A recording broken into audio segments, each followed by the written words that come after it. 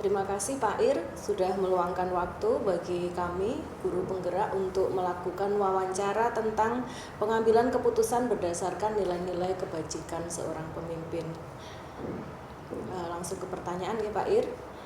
Selama ini bagaimana Pak Ir dapat mengidentifikasi kasus-kasus yang merupakan dilema etika atau bujukan moral?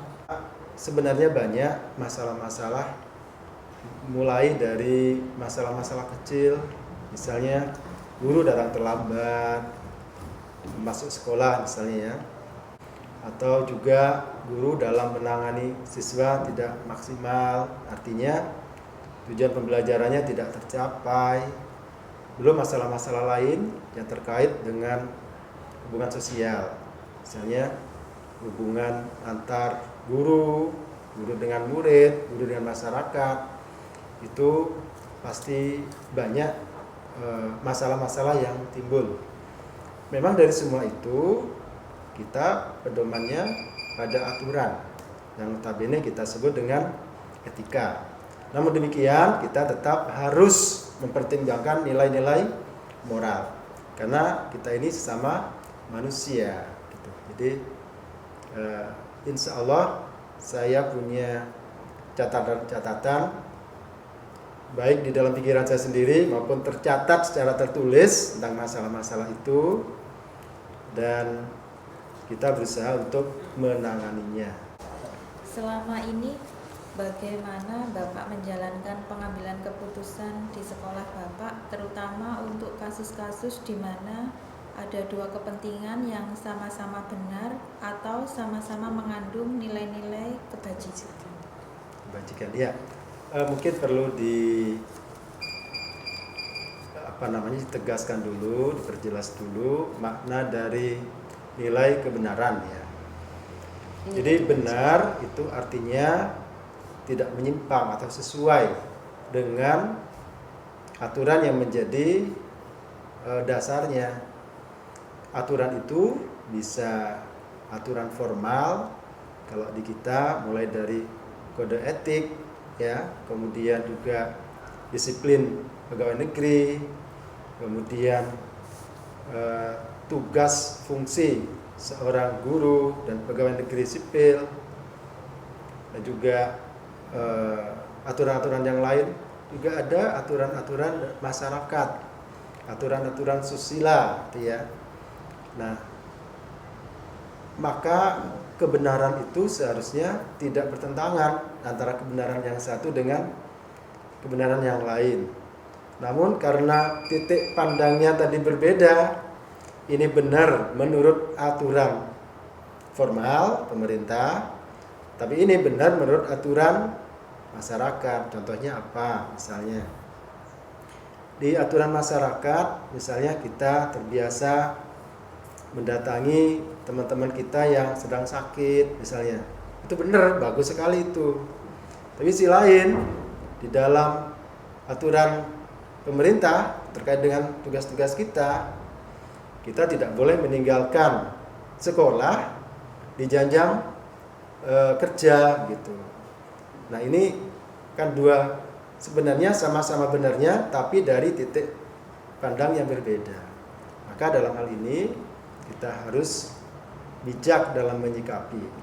Misalnya kita tetap berkunjung atau melakukan kegiatan sosial tersebut tapi di luar jam kerja, jam dinas.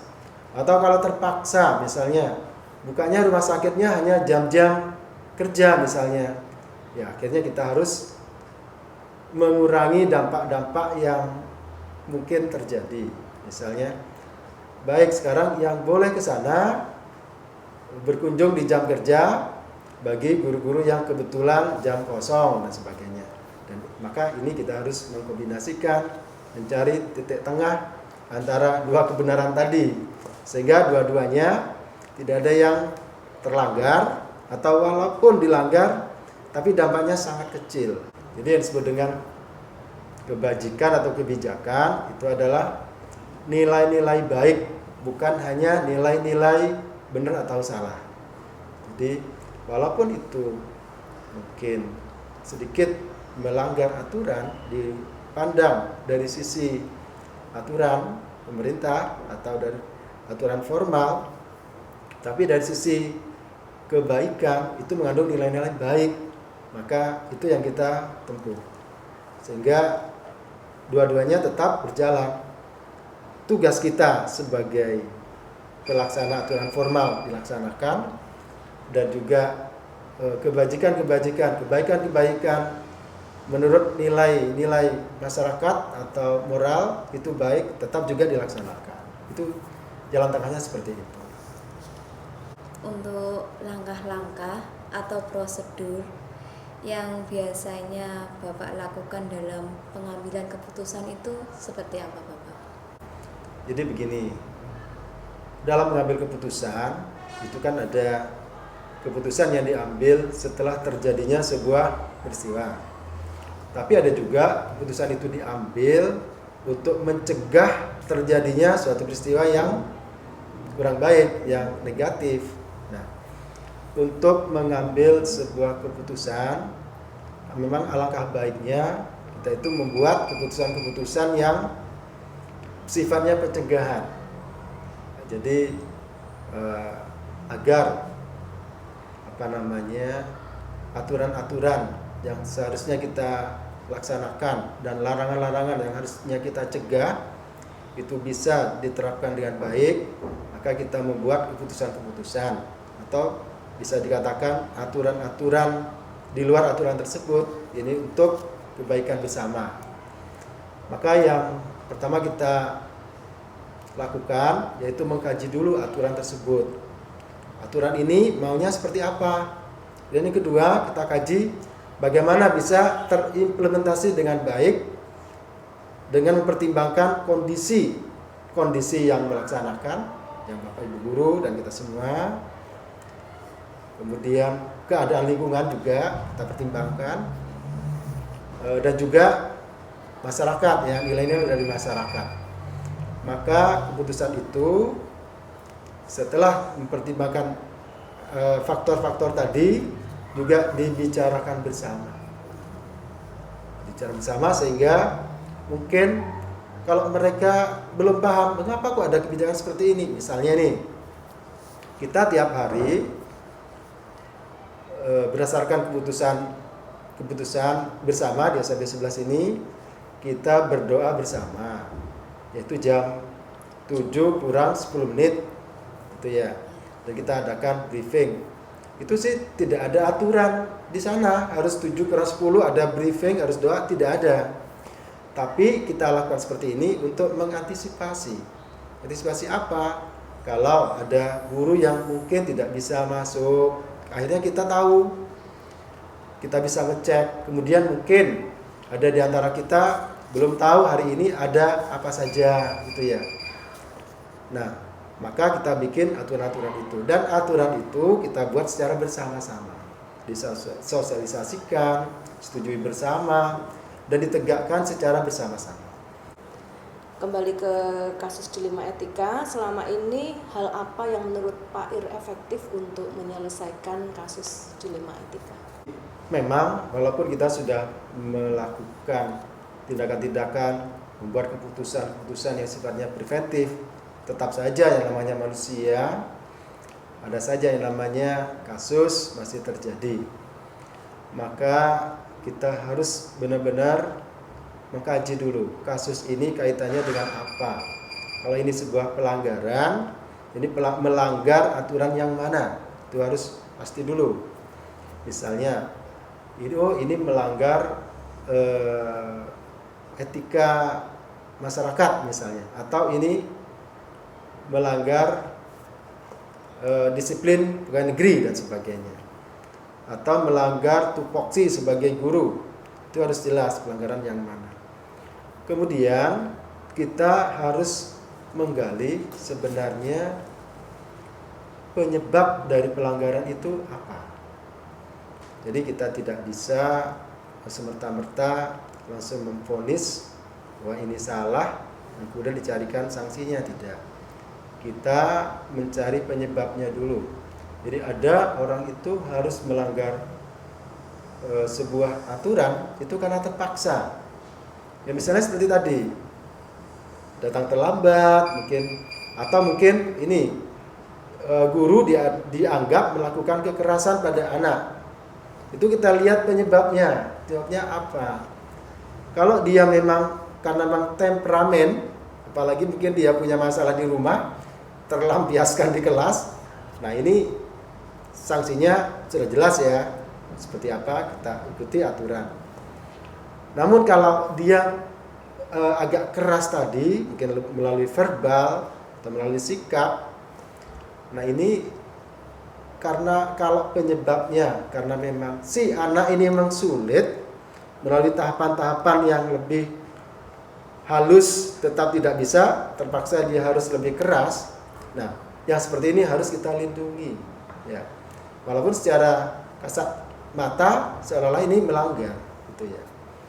Maka kita tetap harus bijaksana, kemudian kita tetap memberi bantuan pada guru yang melanggar tersebut, memberi peringatan ya, setelah itu beri bantuan. Mungkin ada cara lain yang bisa dia tempuh sehingga tidak harus melanggar aturan. Misalnya seperti tadi ya, melalui verbal, dia mengatakan dengan kata-kata yang membuat anak sakit hati, kemudian dia terus tidak mau sekolah dan sebagainya. Nah, kita beri alternatif. Kita beri bantuan melalui guru BK, melalui wali kelas, bahkan kepala sekolah untuk menerapkan misalnya sistem poin. Kemudian memanggil orang tua dan sebagainya. Itu memang perlu kita lakukan ya. Jadi bagaimana menyikapi sebuah kasus? Pertama, kita harus melihat kasusnya itu apa, melanggar apa, aturan apa, kemudian dicari penyebabnya, kemudian kita tetap mengutamakan penyelesaian yang terbaik. Artinya, apa yang jadi penyebab permasalahan tersebut itu bisa kita tangani di kemudian hari, dan kasus itu sendiri bisa diselesaikan dan menjadi pembelajaran bagi semua, baik dari pihak yang katakanlah korban lah, dan juga bagi pelaku, sehingga penerapan aturan itu bersifat positif, tidak sekedar memberi sanksi, memberi hukuman dan sebagainya, tapi memberi pembelajaran bagi semua untuk berubah menjadi lebih baik, dan akhirnya sistem yang berjalan di sekolah ini juga bisa lebih baik. Selanjutnya Bapak, untuk masalah dilema etika yang selama ini diterapkan, apa sih yang membuat tantangan-tantangan untuk pengambilan keputusan tersebut?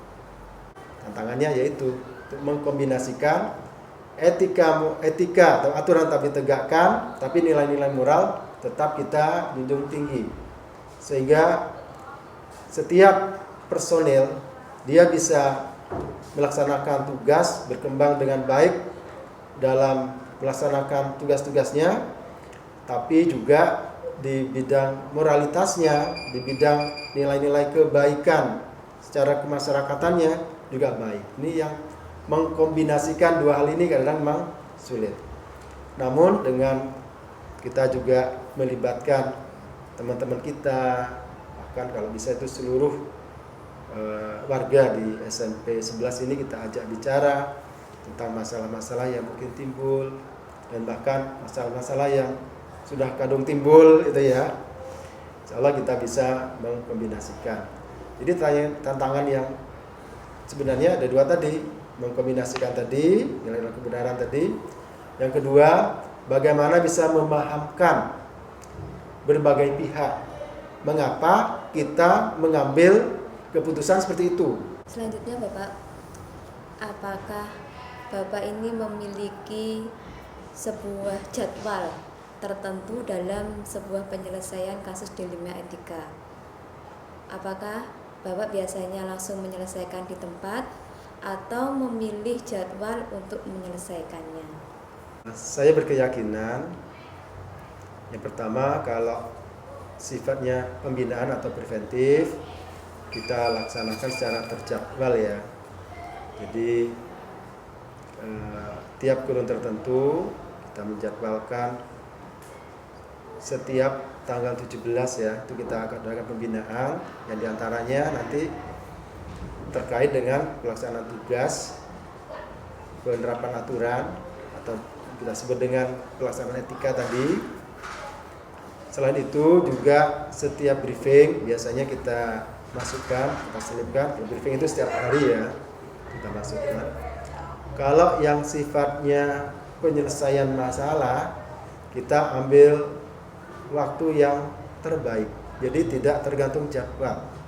Jadi ada satu kasus itu yang harus diselesaikan saat itu juga. Tuh. Tapi ada juga yang kita perlu waktu untuk mengumpulkan data-data dulu, daya dukung dulu, baru kita selesaikan. Semua penyelesaian itu tidak harus di jadwal kapannya, tapi kita cari timing yang paling tepat, dan juga bahkan personel yang menyelesaikannya juga tidak harus saya, tapi bisa saya didampingi orang lain, bahkan bisa menggunakan orang lain tanpa saya. Berarti Pak Ir bisa melibatkan orang lain ketika Pak Ir sedang menyelesaikan suatu kasus dilema etika gitu, ya Pak Ir. Ya. Nah, selain mungkin bantuan orang lain atau seseorang gitu, apakah ada faktor-faktor tertentu yang bisa mempermudah atau membantu Pak Ir dalam pengambilan keputusan ketika menyangkut masalah dilema etika? Iya, ada keuntungan yang saya peroleh dengan melibatkan orang lain. Yang pertama, setidaknya saya punya saksi bahwa saya sudah melakukan tindakan terkait kasus tersebut. Terus yang kedua, saya juga mendapatkan bantuan, ide-ide, bahkan tambahan tindakan dari orang lain ini untuk membantu menyelesaikan masalah tersebut. Kemudian, apakah ada faktor lainnya lagi selain bantuan-bantuan itu? Iya. Jadi yang saya gunakan itu biasanya memasukkan nilai-nilai moral, nilai-nilai agama.